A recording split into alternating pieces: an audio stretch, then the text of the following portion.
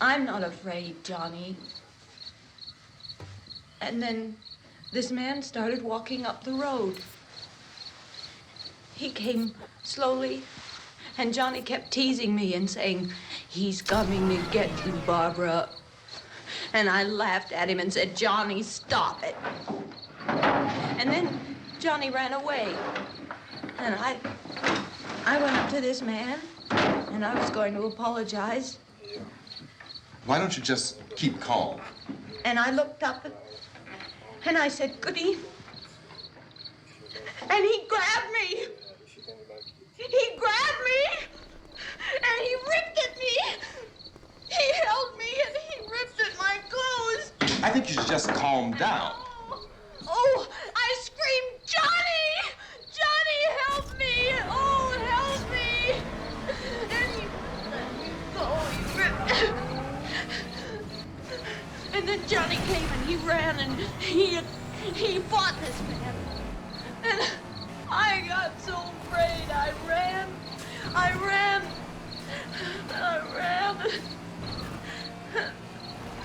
And Johnny didn't come.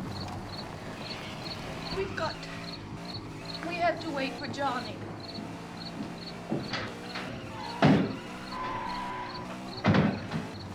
Maybe we better go out and get him. We have to go out and get Johnny. He's out there. Please, don't you hear me? We've got to go out and get him. Please! We have got to go get Johnny! Please help me! Please! Don't you know what's going on out there? This is no Sunday school picnic. Don't you understand? My brother is alone! Your brother is dead. No! My brother is not dead! Oh. Oh.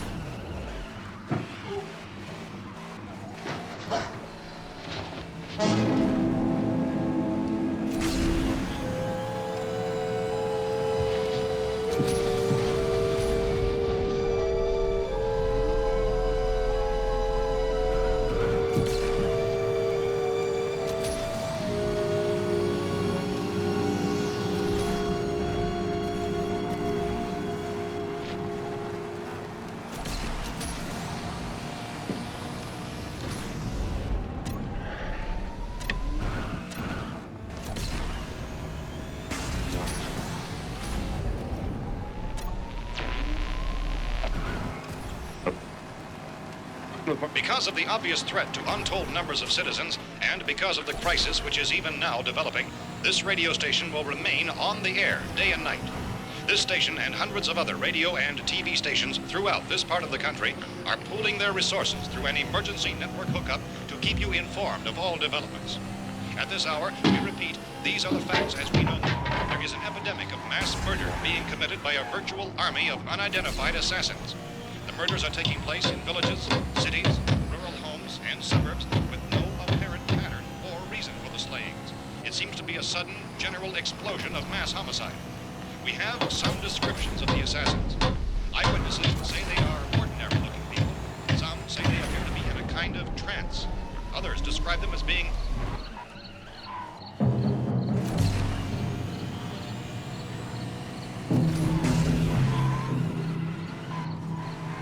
So, at this point, there is no really authentic way for us to say who or what to look for and guard yourself against. Misshapen monsters. Reaction of law enforcement officials is one of complete bewilderment at this hour. So far, we have been unable to determine that any kind of organized investigation is yet underway. Police, sheriff deputies, and emergency ambulances are literally deluged with calls for help. The scene can best be described as mayhem. Mayors of Pittsburgh, and Miami, along with the governors of several eastern and midwestern states, have indicated the National Guard may be mobilized at any moment, but that has not happened as yet. The only advice our reporters have been able to get from official sources is for private citizens to stay in their homes behind locked doors. Do not venture outside for any reason until the nature of this crisis has been determined and until we can advise what course of action to take. Keep listening to radio and TV for any special instructions as this crisis develops further. Thousands of office and factory workers are being urged to stay at their places of employment. not to make any attempt to get to their homes. However, in spite of this urging and warning, streets and highways are packed with frantic people trying to reach their families or apparently to flee just anywhere. We repeat, the safest course of action at this time is simply to stay where you are.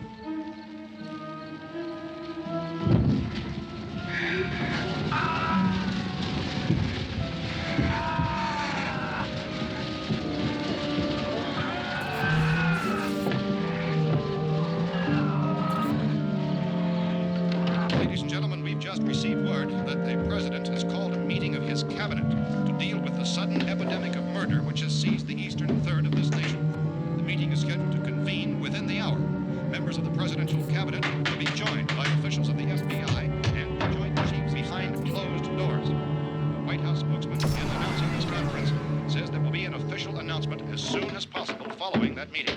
This is the latest dispatch just received in our newsroom. Latest word also from National Press Services in Washington, D.C. now tells us that the emergency presidential conference, which we've just mentioned, will include high-ranking scientists from the National Aeronautics and Space Administration. That's the extent of this latest bulletin. Repeating, the President, members of his cabinet, the FBI, the Joint Chiefs of Staff, and scientists from NASA within the hour. All radio and TV stations throughout this part of the country, including the one to which you're listening, have joined their facilities in an emergency network to bring you this news as it develops. We urge you to stay tuned to radio and TV and to stay indoors at all costs. Late reports reaching this newsroom tell of frightened people seeking refuge in churches, schools, and government buildings, demanding shelter and protection from the wholesale murder which apparently is engulfing much of the nation.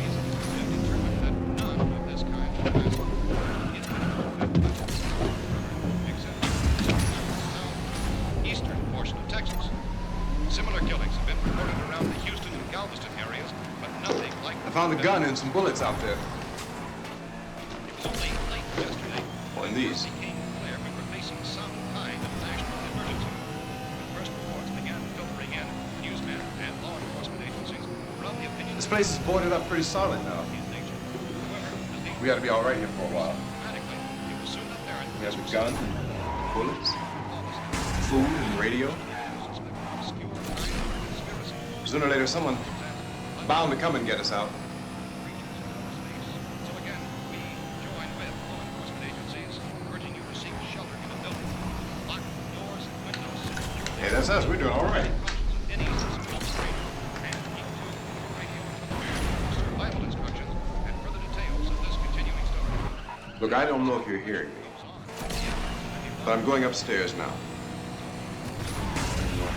If anything should try to break in here, I can hear it from up there. I'll be down to take care of it. Everything is all right for now. I'll be back to reinforce the windows and doors later. But you'll be all right for now, okay? Okay.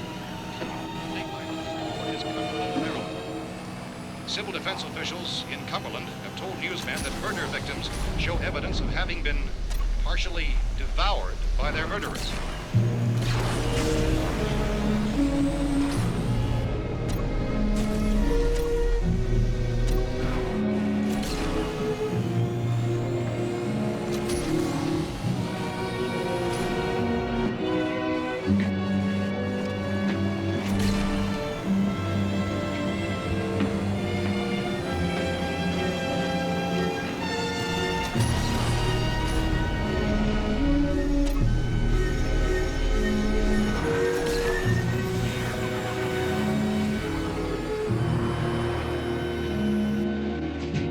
Consistent reports from witnesses to the effect that people who acted as though they were in a kind of trance were killing and eating their victims prompted authorities to examine the bodies of some of the victims. Medical authorities in Cumberland have concluded that in all cases, the killers are eating the flesh of the people they murdered. Repeating this latest bulletin just received moments ago from Cumberland, Maryland, civil defense authorities have told newsmen that murder victims show evidence of having been partially devoured by their murderers. Medical examination of victims' bodies shows conclusively that the killers are eating the flesh of the people they kill. And so this incredible story becomes more ghastly with each report. It's difficult to imagine such a thing actually happening, but these are the reports we have been receiving and passing on to you, reports which have been verified as completely as is possible in this confused situation. It is happening, and it would appear that no one is safe from this wave of mass murder.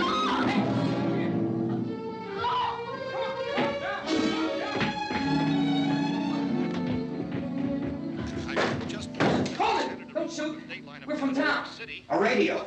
County, Pennsylvania. The Butler County Sheriff has verified that reports of murder victims being partially eaten by their slayers is true.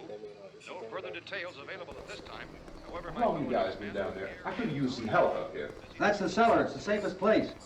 You mean you didn't hear the racket we were making up here? How were we supposed to know what was going on? Could have been those things for all we knew. That girl was screaming. Sure, you must know what a girl screaming sounds like. Those things don't make any noise. Anybody would know somebody that's in need help. Look, it's kind of hard to hear what's going on down there. We thought we could hear screams, but for all we knew, that could have meant those things were in the house afterward. And you wouldn't come up and help. Well, if there were more of The them. racket sounded like the place was being ripped apart. How were we supposed to know what was going on? Now, wait a minute. You just got finished saying you couldn't hear from down. Now you say it sounded like the place was being ripped apart. It would be nice if you get your story straight, man. All right, now you tell me.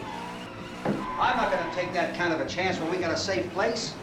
We luck into a safe place, and you're telling us we got to risk our lives just because somebody might need help, huh? Yeah, something like that. All right, why don't we settle this? Look, mister, we came up. Okay, we're here. Now I suggest we all go back downstairs before any of those things find out we're in here. You got the whole place boarded up? I'll just keep the box upstairs. It won't be hard to fix. You're insane. The cellar's the safest place. I'm telling you, they can't get in here. And I'm telling you, those things turned over our car. We were damn lucky to get away at all. Now you tell me those things can't get through this lousy pile of wood? His wife and kids downstairs. The kids are... Well, I still think we're better off up here. We could strengthen everything up, Mr. Cooper. With all of us working, we can fix this place up in no time. We have everything we need up here. We can take all that stuff downstairs with us. And you're really quick, you know that? You got 1,000,000 windows up here. All these windows, you're gonna make them strong enough to keep these things out, huh? I told you those things don't have any strength. I smashed 3 of them and pushed another one out the door. Did you hear me when I told you they turned over our car? Hell, anything with 5 men can do that. That's my point. Only there's not going to be 5 or even 10. There's going to be 20, 30, maybe 100 of those things. And as soon as they know we're here, this place is going to be crawling with them. Well, if there are that many, they'll probably get us wherever we go. Look, the cellar. The cellar, there's only one door, right? Just one door, that's all we have to protect. Mom and I fixed it so it locks and boards from the inside. But up here, all these windows, why, we never know where they were going to hit us next. You got a point, Mr. Cooper. But down in the cellar, there's no place to run to. I mean, if they did get in, there'd be no back exit. We'd be done for. We can get out of here if we have to. And we got windows to see what's going on outside. But down there with no windows, if a rescue party did come, we wouldn't even know it. But the cellar is the strongest place. The cellar is a death trap. I don't know, Mr. Cooper. I think he's right. You know how many's out there? About maybe 6 or 7. Look, you two can do whatever you like. I'm going back down to the cellar, and you better decide. Because I'm going to board up that door, and I'm not going to unlock it again no matter what happens. Now, wait a minute, Mr. Cooper. No, I'm not going to wait. I've made my decision, now you make yours. Now, wait a minute. Let's think about this. We can make it to the cellar if we have to. And if we do decide to stay down there, we'll need some things from up here. So let's at least consider this a while. You box yourself in the cellar and those things get in the house, you've had it. At least up here you have a fighting chance. Looks like about 8 or 10 up there now. More than there were. There are a lot out back, too.